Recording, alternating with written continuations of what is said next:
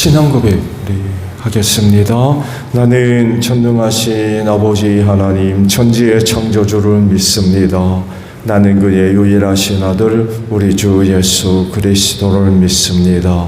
그는 성령으로 잉태되어 동정녀 마리아에게서 나시고 본디오 빌라도에게 고난을 받아 십자가에 못 박혀 죽으시고 장사된 지 사흘 만에 죽은 자 가운데서 다시 살아나셨으며 하늘에 오르시어 전능하신 아버지 하나님 우편에 앉아 계시다가 거기로부터 살아있는 자와 죽은 자를 심판하러 오십니다. 나는 성령을 믿으며 거룩한 공교회와 성도의 교제와 죄를 용서받는 것과 몸의 부활과 영생을 믿습니다. 아멘. 325장 부르시고 말씀을 보죠.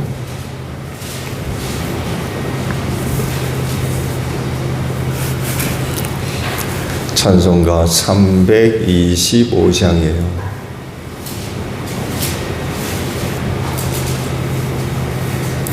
예수가 함께 계시니 시험이 허나 겁없네. 기쁨의 근원 되시는 예수를 위해 삽시다. 날마다 주를 섬기며 언제나 주를 기리고 그 사랑 안에 살면서 딴 길로 가지 맙시다. 이 세상 사는 동안에 주 이름 전파하면서 무한한 복락 주시는 예수를 위해 삽시다. 날마다 주를 섬기며 언제나 주를 기리고 그 사랑 안에 살면서 딴 길로 가지 맙시다. 이 세상 친구 없어도 예수는 나의 친구니 불의한 일을 버리고 예수를 위해 삽시다. 날마다 주를 섬기며 언제나 주를 기리고 그 사랑 안에 살면서 딴 길로 가지 맙시다. 주께서 심판하실 때 잘했다 칭찬하리니 이러한 상급 받도록 예수를 위해 삽시다. 날마다 주를 섬기며 언제나 주를 기리고 그 사랑 안에 살면서 딴 길로 가지 맙시다. 여호수아 22장 1절에서 9절까지 말씀을 봅니다. 여호수아 22장 1절로 9절에요. 그때 여호수아가 르벤 사람과 갓 사람과 므낫세 반쪽 지파 사람들을 불러놓고 그들에게 일렀다. 당신들은 주님의 종 모세가 당신들에게 명령한 것을 모두 지켰고 또 나에게 순종하여 내가 명령한 모든 것을 다 지켰습니다. 당신들은 오늘날까지 이렇게 오랫동안 당신들의 결례를 저버리지 않고 주 당신들의 하나님이 명하신 것을 성심껏 다 지켰습니다. 이제는 주 당신들의 하나님이 약속하신 대로 당신들 결례에게 안식을 주셨으니 당신들은 이제 주님의 종 모세가 요단강 동쪽에서 당신들에게 준 당신들의 소유의 땅, 당신들의 거처로 돌아가십시오. 당신들은 오직 주님의 종 모세가 당신들에게 명령한 계명과 율법을 열심히 좇아서 지키십시오. 주 당신들의 하나님을 사랑하고 언제나 주님께서 지시하신 길로 가며 주님의 명령을 지키며 주님을 가까이 하고 당신들의 온 마음과 온 정성을 다하여 주님을 섬기십시오. 여호수아가 그들을 축복하여 보내니 그들이 자기들의 장막으로 돌아갔다. 동쪽의 므낫세 반쪽 지파에게는 이미 모세가 요단강 동쪽에서 바산에 있는 땅을 주었고, 그 나머지 서쪽의 므낫세 반쪽 지파에게는 여호수아가 다른 지파들에게 준 것과 같이 요단강 서쪽에서 땅을 주었다. 여호수아는 그들을 그들의 거처로 보내며 축복하였다. 당신들은 많은 재산과 아주 많은 가축과 금과 은과 동과 철과 아주 많은 의복을 가지고 당신들의 거처로 돌아가십시오. 당신들의 원수들에게서 빼앗은 전리품을 다른 지파들과 더불어서 나누어 가지십시오. 르벤 자손과 갓 자손과 요단강 동쪽에 정착한 므낫세 반쪽 지파가 그들의 소유지로 돌아갔다. 그들은 가나안 땅의 실로에서 이스라엘 자손을 떠나서 주님께서 모세에게 내신 명대로 그들이 얻어 소유하게 된 땅 곧 길르앗 땅으로 돌아갔다. 아멘. 오늘 아침에는요 3절에 있는 말씀을 함께 나누려고 합니다. 당신들은 오늘날까지 이렇게 오랫동안 당신들의 결례를 저버리지 않고 주 당신들의 하나님이 명하신 것을 성심껏 다 지켰습니다. 라는 말씀입니다. 오늘 주일에 보신 말씀들은 세 지파가 그들의 땅으로 돌아간 그런 그 사실들을 이제 기록을 하죠. 가나안 땅을 점령을 앞두고서 동쪽 지역을 싹스로 이미 분배받았죠. 그쪽 땅을 달라고 요구했을 때 모세가 그 땅을 그들에게 분배해서 일찍이 나누어 줬습니다. 아시듯이 광야 생활을 마치고 가나안 땅으로 들어올 때에 요단강 동쪽으로부터 올라와서 동쪽에서 서쪽 여리고성으로 진입을 했어요. 그러니까 광야에서 들어올 때에 요단강 동쪽에서부터 이제 들어온 거죠. 그러다 보니까 세 지파가 다른 지파보다도 일찍 가나안 땅을 분배받을 수 있었어요. 그리고 그 땅을 요구했고요. 그리고 그것을 모세가 받아들여서 그쪽 지역을 세 지파에게 나누어 주었습니다. 그러면서 조건 하나를 제시했습니다. 나머지 지파가 가나안 땅을 다 분배받을 때까지 너희는 우리와 같이 해라. 그러니까 가나안 정복 전쟁에 참여해야 된다. 그런 얘기였죠. 그랬을 때 받아들이죠. 그 안건을 받아들입니다. 그 조건을 받아들이면서 요단강 동쪽 지역을 이제 분배받게 되었습니다. 어떻게 보게 되면 그들이 그 안건을 받아들였으니까 다행이었지, 받아들이지 않는다고 그러면 우리가 나머지 지파가 그 땅을 분배받는 일과 우리와 무슨 상관이 있습니까? 우리는 이쪽 방만 분배받고 끝나겠습니다.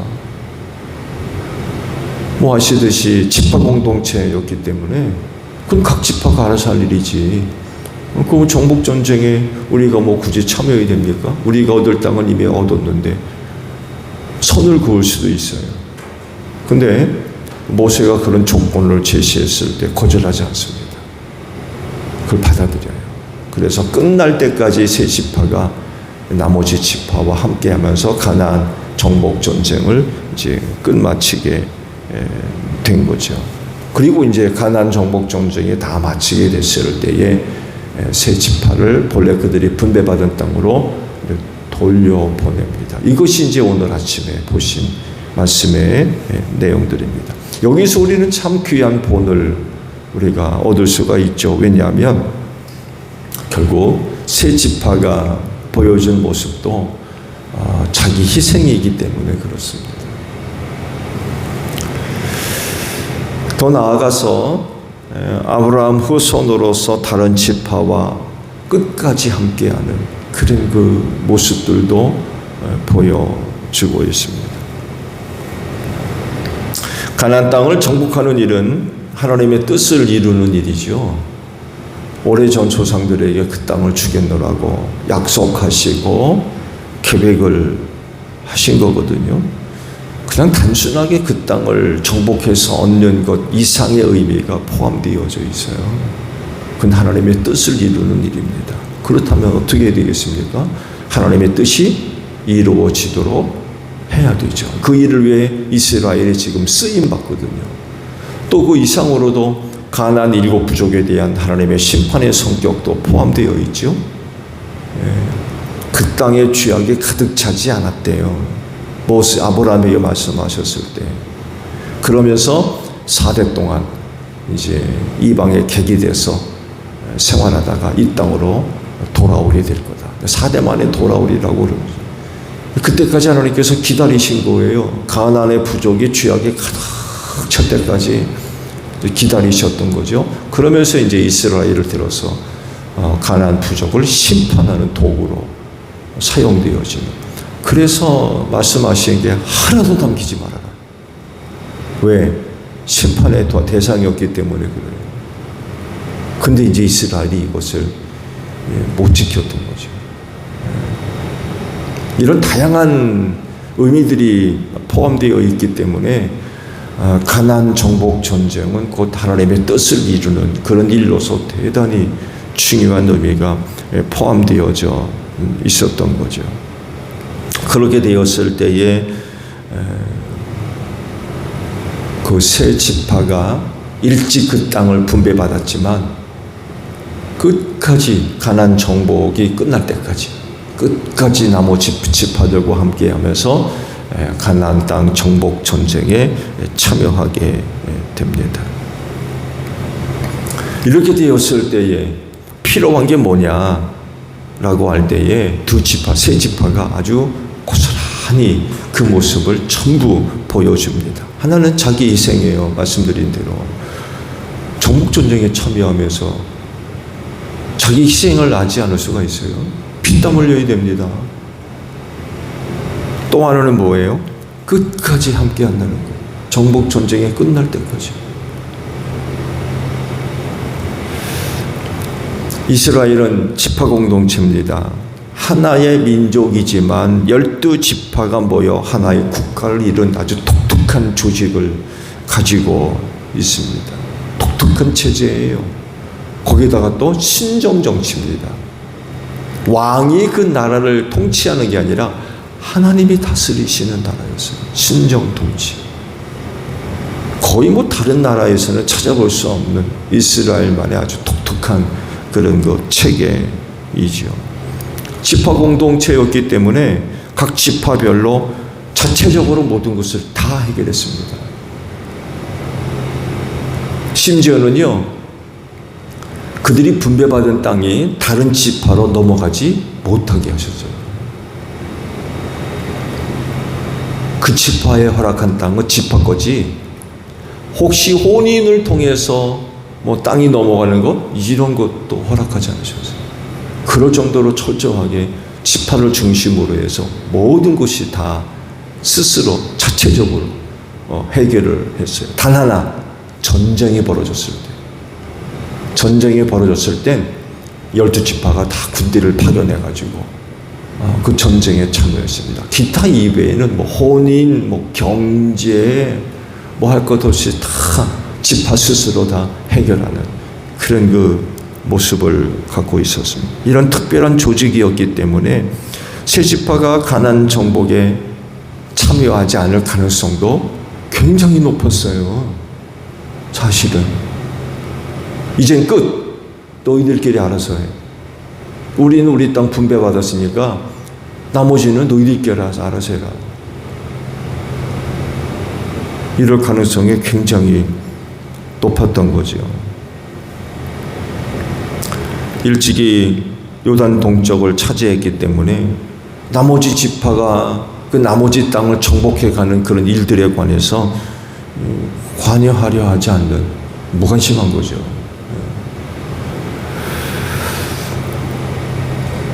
더욱이 가나안 땅은 거저 얻은 땅이 아닙니다. 원주민 7 부족을 쳐부수고 그들을 그 땅에서 쫓아내야 하는 일이었습니다. 쉬운 일이 아니에요. 희생해야 돼요. 근데요, 그 땅 자기들과 사실 아무런 관계가 없다니까요. 이미 얻었는데 다른 지파가 그 땅을 차지하는데 참여해야 돼요. 그 참여가 땅에 떨어진 밤 줍는 일이 아니라는 거예요. 누군가 그 전쟁에 참여해서 땀 흘려야 돼요. 눈물 흘려야 되고요. 그것만 그렇습니까? 피도 흘려야 됩니다.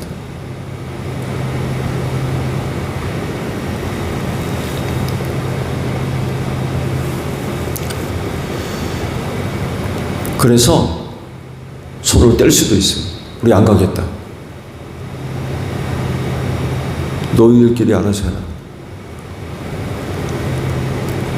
근데 그들은 그렇게 하지 않았습니다. 정복 전쟁이 끝날 때까지 함께합니다.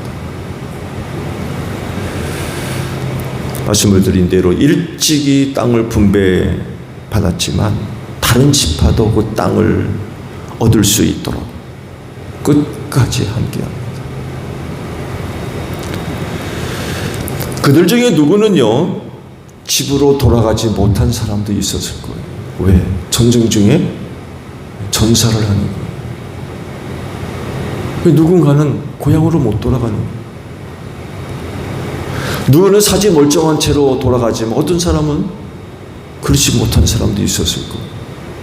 칼에 맞아가지고 손발이 잃고 심각한 부상을 입을 수도 있고, 전쟁 중에 부상이 너무 심해가지고 일찌감치 집으로 돌아가지 않으면 안 되는 그런 사람도 아마 있었을 겁니다.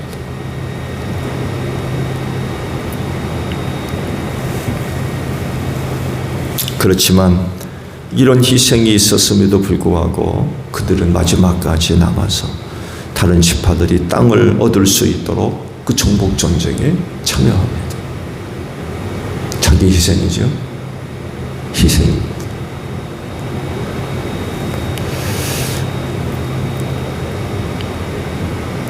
이런 사실들을 들여다볼 때 젖과 꿀이 흐른다고 하는 가나안 땅 그냥 얻은 게 아니었어요. 이런 그 희생이 있었기 때문에 가능한 그런 거였습니다.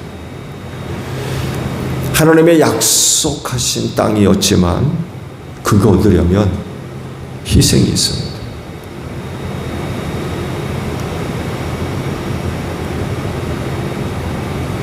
입바람으로 후 불어가지고 낙엽이나 먼지 같은 거 다 날려버리는 이런 수준이 아니라니까요.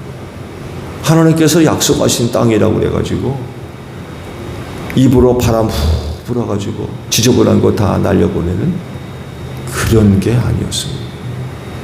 그 땅을 얻으려면 약속한 땅이었지만 희생을 치러야 돼요. 공짜로 얻는 게 아니었어요. 근데 세 지파가 기꺼이 그렇게 합니다. 기꺼이.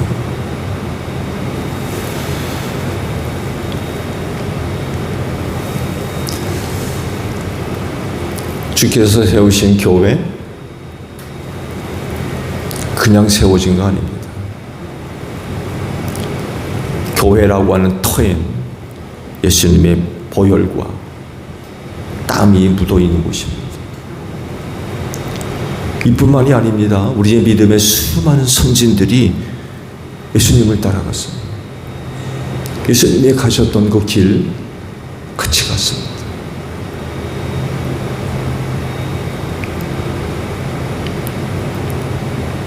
예수님을 따라가면 교회 터 위에 자기들의 땀과 눈물과 피를 묻혔던 거죠. 그렇게 하지 않으면 교회는 세워질 수가 없어요. 내 교회를 세우겠다라고 하셔가지고 거저 세워진 거 아닙니다. 예수님의 피가 흐르고 그 뒤를 따라갔던 믿음의 선진들의 수많은 땀과 눈물과 피가 묻혀 있는 곳이 교회입니다. 여러분, 이건요 변함없는 여전히 지금도 이 법칙이 적용되고 있어요. 근데 안타깝게도 변함없는 이와 같은 절대 법칙이 오늘날에 와서 많이 흐려지고 있다는 거죠. 많은 사람들이 교회의 위기를 이야기해요. 사회적으로 여러 가지 근데요, 교회의 위기의 근본적인 부분은요, 희생이 없다는 것입니다. 희생하려고 하죠. 이것이 바로 교회를 위기에 빠뜨리는 근본적인 문제들입니다.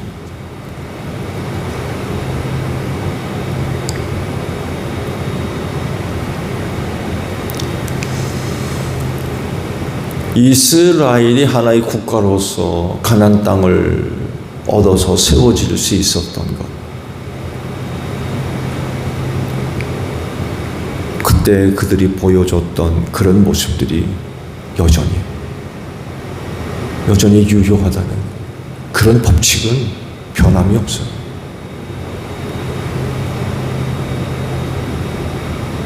가정도 마찬가지 아닙니까?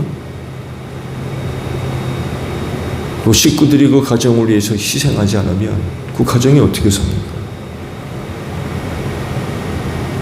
교회는 말할 것도 없고 주님의 몸이잖아요. 그죠? 주님의 몸이라고.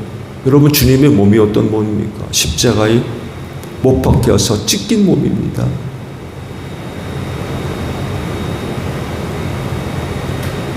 그래서 그때 그들이 보여줬던 그 법칙, 변함이 없어요.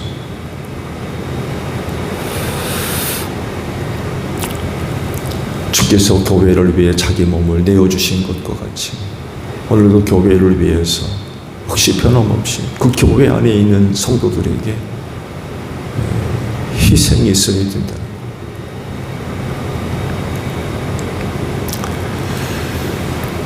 그럴진데 오늘 여러분들이 교회 안에 머물러 있는 그리스도인들이라고 하면 예수께서 본을 보여주셨던 그 모습,